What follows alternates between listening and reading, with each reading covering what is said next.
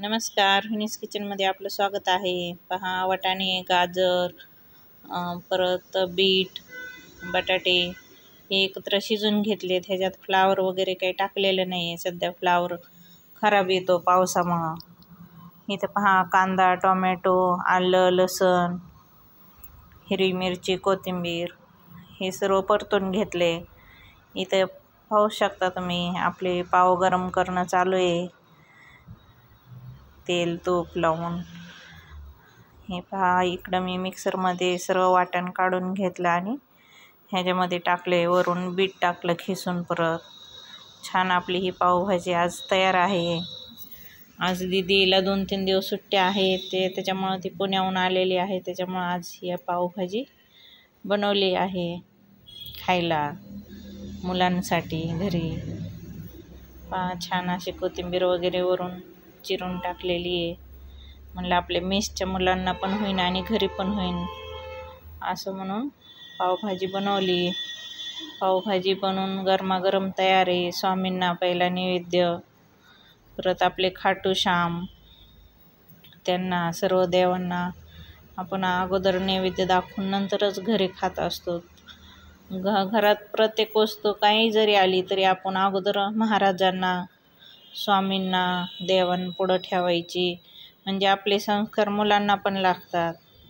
आपण जे करतो ते आपल्यावर स्वामींचा कृपा आशीर्वाद नेहमी राहतो, देवांचा पण राहतो. जसं आपल्याला 2-3 टाईम लागतं तसं देवांना पण आपण प्रत्येक वस्तू, फळ वगैरे जे असेल ते अगोदर नैवेद्य दाखवायचं, नंतर घरात बाकी सगळ्यांनी खायचं.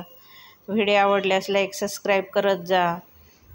लाईक सबस्क्राईब करायला पैसे नाही लागत. नवीन नवीन व्हिडिओ तुमच्यासमोर येत राहतात. व्हिडिओ आवडल्यास लाईक करा. पहा, आपले खाटू श्याम महाराज पण पावभाजी खात आहेत. स्वामी पण पावभाजी एन्जॉय करत आहेत. तुम्ही पण करा.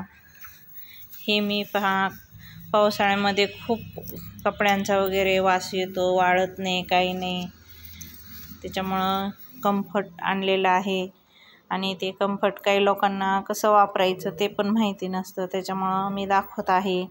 आपले कपडे धुवून झाले का एका बकेटीत थोडं पाणी घ्यायचं अर्धं, आणि त्याच्यात अर्धं टोपण कम्फर्ट टाकायचं. म्हणजे आपण कपडे धुवून पिळून ठेवलेले आहे ते परत त्याच्यात बुडवायचे, 5 मिनटं ठेवायचे आणि नंतर पिळून घेऊन वाळू घालायचे. ह्याच्यामुळं काय होतं, कपड्यांचा पण वास येत नाही आणि कपडे पण छान वाळले पण जातात आणि आपल्याला यूज करायला पण काही प्रॉब्लेम नाही. नाहीतर असे कपडे कसे पावसामुळं जास्त वाळत नाही. पुणे, मुंबई, नाशिक ठिकाणी जास्त पाऊस राहतो. तर आपण हे नक्की वापरा.